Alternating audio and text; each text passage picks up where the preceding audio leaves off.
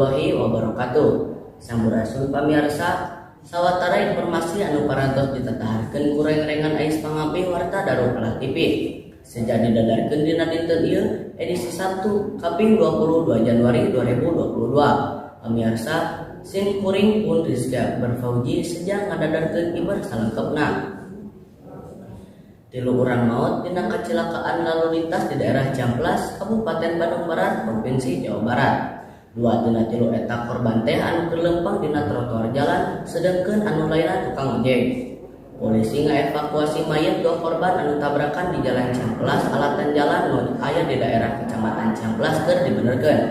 Sarta kurangna panerangan jalan dina kaayaan penting nunutkeun saksi 2 korban anu keur nyebrang ujug-ujug katabrak kuno motor anu keur maju tarik sarta awakna maut di TKP. Nu numpak motor nu nabrak nu keur lempang labuh jeung tatu sirahna nu parna. Supir akhirna maut nalika dibawa ke rumah sakit. Polisi anu ngalaksanakeun TKP ngungkapkeun masih keneh nalungtik sabab musabab eta kecelakaan, sedengkeun mayit korban anu keur lempang dina trotoar jalan dibawa ke rumah sakit Cililin. Pamirsa, warta anu nembe mangrupa informasi pamungkas dina pidangan warta Darukalah TV dinten ieu.